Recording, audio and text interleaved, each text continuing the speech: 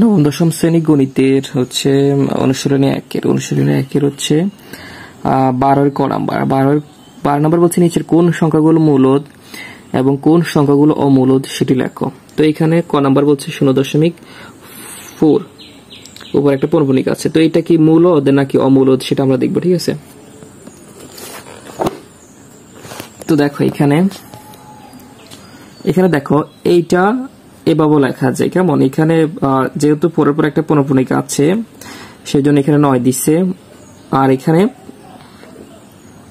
হচ্ছে পুরোটা থেকে অর্থাৎ 404 অর্থাৎ এটা এইভাবে লেখা যায়।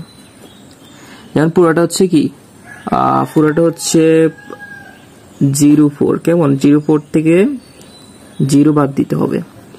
অর্থাৎ পুরোটা থেকে পৌনঃপুনিক যেটাতে নাই ওইটা বিয়োগ করতে হবে। যেমন এখানে পুরোটা বলতে এখানে 04 হচ্ছে পুরোটা লিখে ফেলছি, তারপরে এখানে পৌনঃপুনিক নাই হচ্ছে 0 উপর, সেজন্য এখানে 0 লিখছি, ঠিক আছে।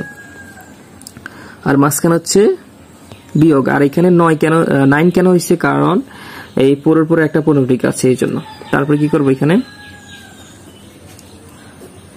এখানে 04 থেকে আলটিমেটলি তো এখানে কত হবে 4 হবে। 4 থেকে 04 মানে হচ্ছে 4, তো 4 থেকে যদি 0 বাদ দেয় তাহলে এখানে 4 হবে, ঠিক আছে। আর এখানে হচ্ছে কত, এখানে নিচে 9 হবে। তো দেখো এখানে 9 কে যদি তুমি রুট করো তাহলে হবে কত 3 হবে। আর এখানে যদি 4 কে রুট করো তার মানে হচ্ছে কি 2 হবে। তার মানে এটা হচ্ছে পূর্ণ সংখ্যা, ঠিক আছে, বা এটা পূর্ণবর্গ সংখ্যা যেটাকে বলে, এটা হচ্ছে পূর্ণবর্গ সংখ্যা 4 এবং 9।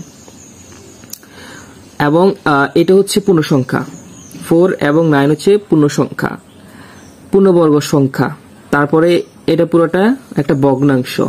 তো মূলদ হওয়ার জন্য একটা বৈশিষ্ট্য আছে, সকল পূর্ণ সংখ্যা এবং ভগ্নাংশ হবে কি মূলদ সংখ্যা, ঠিক আছে।